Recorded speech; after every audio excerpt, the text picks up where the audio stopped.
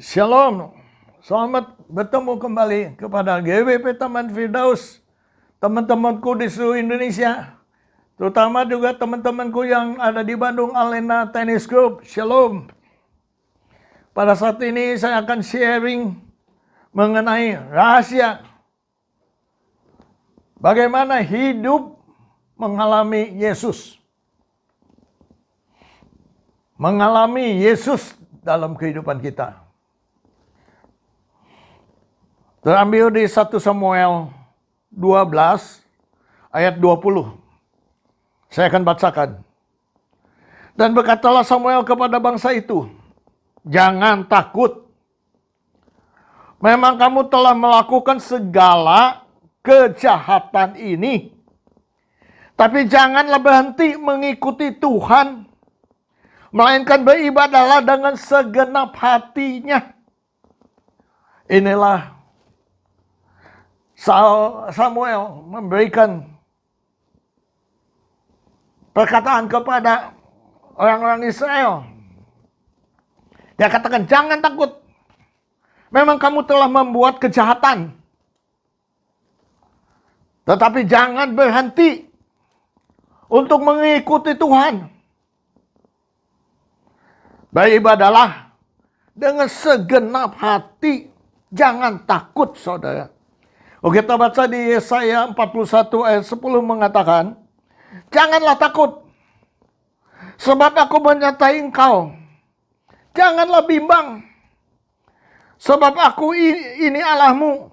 Aku akan meneguhkan, bahkan akan menolong engkau. Aku akan memegang engkau dengan tanganku yang membawa kemenangan. Luar biasa itu janji Tuhan kepada kita. Yesaya 41 ayat 10. Jangan takut. Tuhan akan menyertai kita dalam kehidupan kita. Janganlah bimbang. Sebab aku ini Allahmu. Aku akan meneguhkan engkau. Aku akan menolong engkau. Aku akan memegang tangan dengan tangan kananku. Luar biasa, dengan tangan kananku yang membawa kemenangan, saudara. Tuhan kalau pegang tangan kita dan tangan kanannya, siapa lawan kita? Kalau kita memegang tangan Tuhan, iblis bisa motong tangan kita. Tapi kalau Tuhan yang memegang tangan kita, nggak ada yang bisa memisahkan kita. Itu yang luar biasa, saudara. Maka itu jangan takut. Kenapa mereka telah melakukan kejahatan? Apa sih kejahatan yang mereka lakukan sehingga Samuel mengatakan kamu memang telah melakukan kejahatan. Kalau saudara membaca di Samuel ayatnya yang 9, saudara akan melihat bahwa mereka melupakan Tuhan. 1 Samuel 12 ayat 9 itu. Mereka melupakan Tuhan. Ingat baik-baik, itu adalah kejahatan. Saudara pernah melupakan Tuhan? Kalau saudara sukses, saudara lupa Tuhan. Kalau semua lancar, saudara lupa dengan Tuhan. Mungkin doa juga lupa. Mungkin sekali-sekali aja berdoa. Saya mendengar dari kesaksian dari Dr. Benny Santoso. Dia katakan, dulu saya ini, tahu nggak? Saya beragama Katolik. Tapi saya hampir tidak membaca firman Tuhan. Kadang-kadang saya percaya. Kadang-kadang saya pun tidak percaya kepada dia. Itu pengakuan Benny Santoso. Kadang-kadang lupa kepada Tuhan. Kalau semua lancar, semua beres, lupa dengan Tuhan. Ingat baik-baik. Napasmu Tuhan yang kasih. Kesehatanmu Tuhan yang kasih. Hatimu Tuhan yang kasih. Ginjalmu Tuhan yang kasih. Empedumu Tuhan yang kasih. Maka ingat baik-baik, seluruh tubuh organ kita Tuhan yang kasih, saudara. Jangan lupakan Tuhan. Apalagi kepada Yesus Kristus yang berkorban di kayu salib. Untuk kita. Untuk menyelamatkan kita. Dia korban. Ada orang yang mau korban bagi kita? Mungkin ada korban untuk kita kalau dia dibayar. Orang masuk penjara bisa dibayar barangkali, gantikan sama dia pakai uang. Tapi kalau nyawanya, bisakah digantikan oleh orang lain? Kalau nyawanya Tuhan cabut. Dipencet aja hidungnya 5 menit saja ke saudara meninggal dunia. Nah, itu lupakan. Walaupun saudara sehat. Tapi kalau dipencet hidungnya tidak beri napas. Seorang tua mengatakan kepada wartawan yang tanya, dia umurnya 102 tahun. Dia tanyakan, Bapak, bagaimana bisa hidup panjang umur? Dia katakan begini, jangan lupa bernapas. Jangan lupa bernapas, saudara. Kalau saudara tidak bernapas, mati, saudara. Jangan lupa bernapas. Maka itu penting nggak? Penting. Jangan lupakan Tuhan. Dia adalah penolong kita satu-satunya dalam kehidupan kita. Saya ada sebagaimana saya ada sekarang. Itu karena Tuhan, saudara. Oh, bukan Tuhan, saya udah masuk neraka, saudara. Kalau firman-Nya yang tidak mengampuni saya udah masuk neraka. Setiap orang masuk neraka. Tidak ada maaf bagimu, habislah, saudara. Tapi Tuhan begitu maha pengasih, maha penyayang, maha sabar, setia. Sehingga dia setia. Walaupun saya salah. Dia nunggu saya sampai sadar. Walaupun saya melakukan melanggar firman Tuhan. Dia nunggu saya supaya saya bertobat. Bayangkan saudara. Begitu luar biasa Tuhan kita. Bagaimana mengalami Tuhan dalam kehidupan kita. Yang kedua, kenapa? Bahwa mereka sudah. Ayat 10. Sudah beribadah kepada dewa-dewa lain. Mereka menyembah Baal. Mereka menyembah Asitoret. Dewa-dewanya orang Filistin. Mereka menyembah, saudara. Saudara menyembah. Ingat baik-baik. Jangan menyembah yang lain. Tuhan itu cemburu. Sebab perintah Tuhan. Tuhan tidak ingin ada sembah-sembahan kita. Tuhan tidak ingin bahwa diduakan hati. Semua istri tidak mau didua hati, saudara. Apalagi Tuhan juga tidak mau didua hati. Karena mereka telah melakukan yang jahat karena mendua hati. Ingat baik-baik. Kalau kita mengasihi, harus 100% kepada Tuhan. Sehingga engkau tidak mendua hati. Mengutamakan Tuhan dari segala-galanya di dalam kehidupan kita. Yang ketiga, dia meminta apa? Meminta raja menggantikan Allah. Pada waktu itu Allah sebagai raja. Orang Israel ini meminta raja menggantikan Allah sebagai Tuhan. Bayangkan aja. Allah kita ada Allah Abraham, Ishak, dan Yakub, Tuhan Yesus Kristus. Kita nggak mau digantikan oleh presiden manapun juga. Dia digantikan. Minta digantikan. Akhirnya apa? Tuhan menyetujui. Saul diangkat menjadi raja, saudara. Itu adalah kejahatan bagi Tuhan. Samuel menegur mereka dan mengingatkan ke mereka.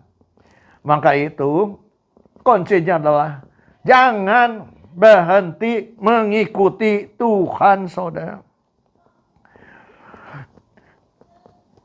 Begitu juga saudara, ingat baik-baik.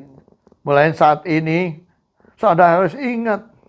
Di 1 Samuel 12 ayat 24 mengatakan, hanya takutlah akan Tuhan, dan setialah, beribadahlah kepadanya dengan segenap hati. Itu Samuel mengatakan kepada orang Israel. Maka itu, takutlah akan Tuhan dan setialah beribadah kepadanya dengan segenap hatimu. Sebab ketahuilah betapa besarnya hal-hal yang dilakukannya di antara kamu. Takut akan Tuhan. Oh, kita baca di Ulangan 6 ayat 2 mengatakan, supaya seumur hidupmu engkau dengan anak-anakmu takut akan Tuhan. Takut akan Tuhan bukan sementara. Bukan waktu kita mendengar khotbah kita takut akan Tuhan. Bukan kita seminggu, 2 minggu, sebulan, 2 bulan, setahun, 2 tahun takut akan Tuhan. Tetapi takut akan Tuhan ini seumur hidupmu, selama napas diberikan kepadamu oleh Tuhan, engkau harus takut akan Tuhan dalam kehidupanmu. Takut akan Tuhan itu bagaimana? Supaya seumur hidupmu engkau dan anak cucumu takut akan Tuhan Allahmu, dan berpegang pada segala ketetapan dan perintahnya yang kusampaikan kepadamu, dan supaya lanjut umurmu. Jadi ketetapan, peraturan, perintah Tuhan itu harus dilakukan di dalam kehidupanmu kalau engkau ingin umur panjang, saudara. Umur panjang siapa yang memberikan? Tuhan, saudara. Bukan karena kita sehat. Kita sehat pun bisa mati, saudara. Karena napas Tuhan yang punya. Maka itu penting sekali supaya kita hidup takut akan Tuhan. Apa hidup akan Tuhan? Segala perintah Tuhan, ketetapan Tuhan di dalam firman Tuhan yang kita baca, kita lakukan dan kita aplikasikan di dalam kehidupan kita sehari-hari. Seperti apa, Pak Andi? Mengasihi Allah, mengasihi sesama. Apakah engkau mengasihi sesamamu? Mengutamakan orang lain daripada dirimu sendiri. Apakah engkau telah mengutamakan orang lain daripada diri sendiri? Kalau belum, lakukanlah itu. Apakah kau telah memberikan secangkir gelas kepada orang yang haus? Karena engkau telah melakukan untuk aku. Itulah Tuhan. Apakah engkau telah memikirkan orang yang miskin? Yang miskin itu adalah, kalau engkau membantu mereka, engkau membantu aku. Yesus mengatakan demikian. Tuhan telah mengatakan demikian. Maka itu, ikutlah firman Tuhan, ketetapan-ketetapan Tuhan di dalam kehidupan kita. Jangan berhenti untuk mengikut Tuhan. Beribadahlah untuk mengikuti Tuhan. Jadi, kita jangan berhenti.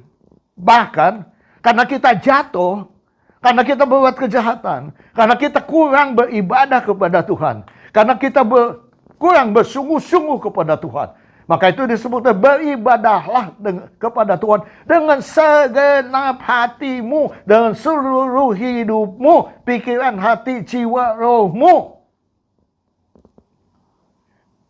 Beribadah kepada Tuhan dengan segenap hati, segenap jiwa, segenap kekuatan. 1 Timotius 4 ayat 8 mengatakan, latihan badani terbatas gunanya, tetapi ibadah itu berguna dalam segala hal. Karena mengandung janji, baik untuk hidup sekarang dan hidup yang akan datang. Luar biasa. Ibadah itu ada janji untuk hidup yang sekarang dan hidup yang akan datang. 1 Timotius 6 ayat 6.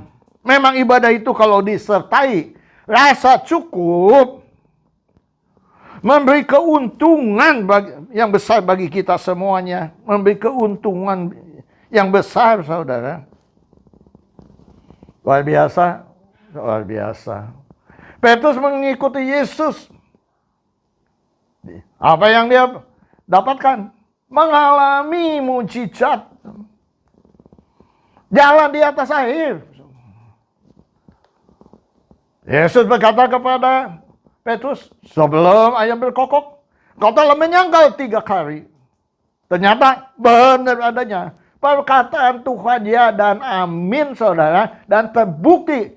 Jadi yang mengikuti Yesus melihat keajaiban-keajaiban, mujizat-mujizat di dalam kehidupan kita. Kalau engkau ingin melihat mujizat, kalau ingin kau mengalami Kristus dalam kehidupanmu, mengikuti Yesus, jangan berhenti, jangan setengah-setengah. Sekali Yesus, tetap Yesus untuk seumur hidupmu. Kau akan melihat bahwa Tuhan turun tangan dalam kehidupanmu. Saya mengalami dalam kehidupan. Saya mengikuti Yesus. Saya mengikuti Yesus. Jatuh bangun saya mengikuti Yesus. Saya mengalami mengikuti Yesus, Tuhan. Adik saya sakit kanker, saudara. Siapa yang sembuhkan? Yesus sembuhkan. Saya melihat keajaiban Tuhan yang luar biasa. Saya punya penyakit juga. Apa itu? Cacar air. Setiap bulan itu tumbuh. Waktu saya lemah, itu cacar air keluar, terus keluar. Saya berobat. Nama saya ada di Pecenongan, dokter kulit. Nama saya ada di Singapura. Kemana-mana saya berobat, saudara. Tapi tidak sembuh-sembuh, saudara. Di waktu saya terima Tuhan Yesus dalam kehidupan saya komplain, Tuhan sembuhkan penyakit saya.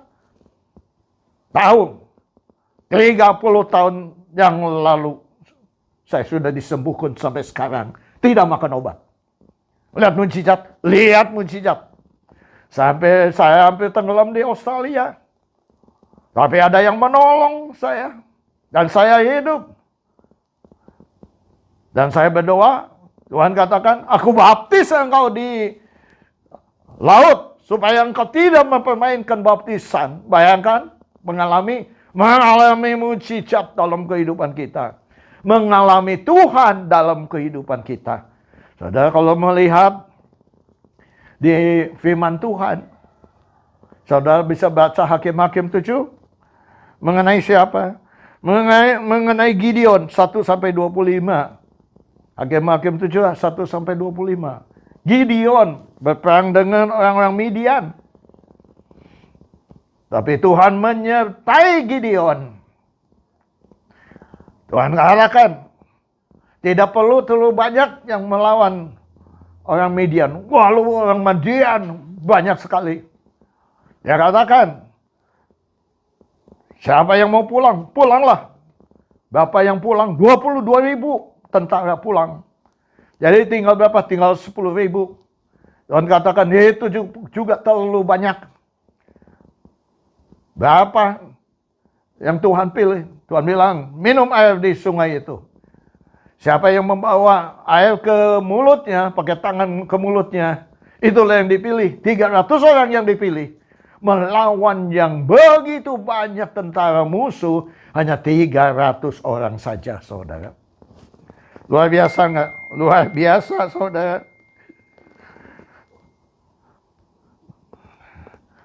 Dari Hakim-Hakim 7 ayat 12 mengatakan, adapun orang Midian dan orang Amalek dan semua orang dari sebelah timur itu bergelimpangan di lembah itu seperti belalang banyaknya. Itulah banyak sekali lawannya. Lawannya hanya orang Israel hanya 300 orang. Dan unta mereka tidak terhitung seperti pasir di tepi laut banyaknya. Bayangkan, bergelimpangan seperti belalang banyaknya tentaranya. Untanya seperti pasir di tepi laut banyaknya. Itu bayangkan berapa ratus ribu musuh harus dilawannya. Tetapi dengan Tuhan, akhirnya dibagi 3 pasukan, 100. Dan mengatakan, Gideon, kalau engkau takut, bawalah puramu ke bawah. Kau dengarlah cerita mereka. Tentara Midian itu bercerita bahwa malam dia mimpi ada batu yang besar menggelinding ke kemah-kemahnya, dihancurkan. Dan dia berkata, Gideon bersama Tuhan. Tuhan di pihak Gideon, kita akan dihancurkan. Akhirnya Gideon punya keberanian dan menyerang. Akhirnya dia menang. Mengalami Tuhan nggak? Mengalami Tuhan dalam kehidupannya. Satu lagi, 2 Raja-Raja 6, 1-33. Siapa itu? Elisa. Waktu berperang orang Israel dengan orang Aram. Orang Aram mencegat di dekat gunung. Orang Israel tidak ke sana. Orang Aram mencegat di tempat yang lain. Orang Israel tidak ke sana. Udah berkali-kali seperti ada yang membocorkan rahasia-rahasia dari orang Aram itu. Raja Aram itu ngamuk. Dia katakan, siapa yang menjadi pengkhianat? Coba bang aku bicara. Seorang tentara bicara, bukan ada yang mengkhianati. Tetapi di Israel ada namanya Elisa, yaitu nabi. Nabi Elisa yang memberitahukan apa yang diucapkan Tuhan di kamar Tuhan. Dia tahu, sehingga dia bisa menghindar terus menerus. Tolong cari. Ada di mana sebetulnya Elisa ini? Seperti apa sih dia itu? Kirim orang mata-mata mencari tahu di mana adanya Elisa. Ternyata Elisa tinggal di Dotan, saudara. Maka mereka mengirim tentaranya sebanyak mungkin. Datang ke Dotan, mengelilingi rumahnya. Saudara tahu, dikelilingi pagi-pagi bujangnya. Buka jendela, dia melihat, Tuhan, ada pasukan yang banyak sekali mengepung. Bagaimana. Sudah ketakutan. Elisa bilang, tenanglah. Lebih banyak pasukan kita yang ada daripada mereka. Dia berdoa, Tuhan celaikan mata bujang ini. Bujang ini dicelaikan mata dan melihat pasukan surga, tentara surga lebih banyak mengelilingi di situ. Setelah mereka maju mengepung rumahnya Elisa, Elisa cuma apa, saudara? Berdoa, Tuhan, butakan mata mereka. Buta, saudara. Itu mengalami Tuhan dalam kehidupan kita. Orang yang mengiringi Tuhan.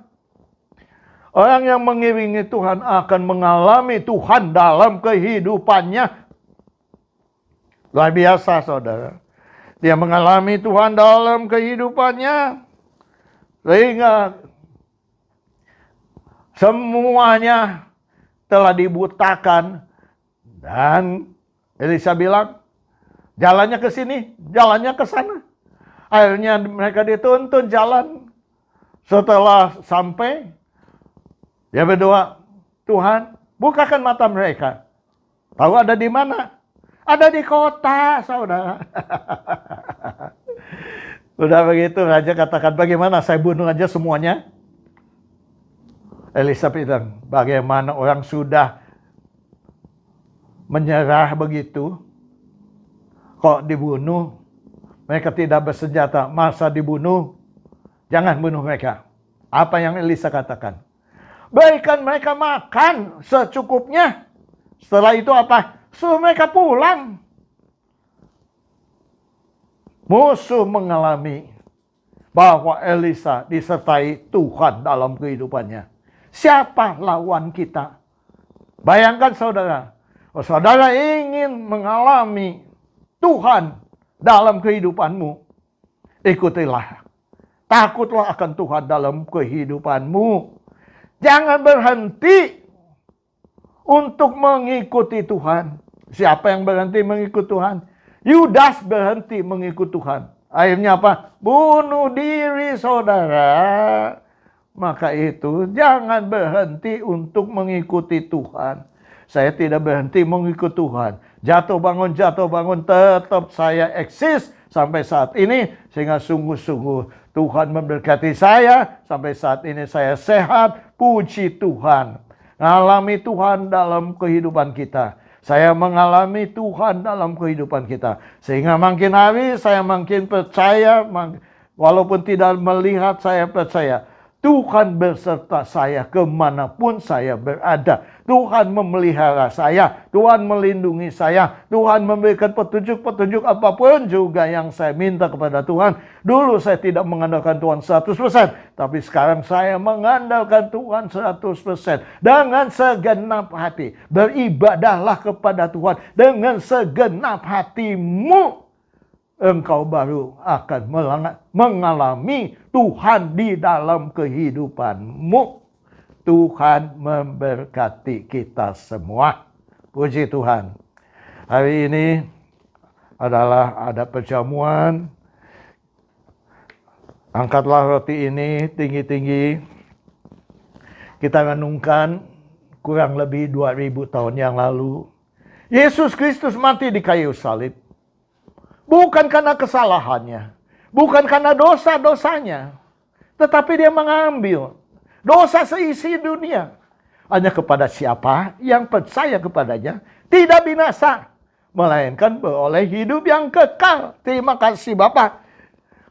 Kalau Engkau telah memanggil kami, mengampuni kami, membenarkan kami, menyelamatkan kami, siapakah kami Tuhan bagi Engkau? Sesuai dengan firman Tuhan. Sebab apa yang telah kuteruskan kepadamu, yang aku terima dari Tuhan, yaitu bahwa Tuhan Yesus pada malam waktu ia diserahkan mengambil roti. Dan sesudah itu ia mengucapkan syukur atasnya. Ia memecah-mecahkannya dan berkata, inilah tubuhku yang diserahkan bagi kamu, bagi kamu, bagi kamu. Perbuatlah ini menjadi peringatan akan aku. Dalam nama Tuhan Yesus Kristus. Mari kita sama-sama untuk memakannya.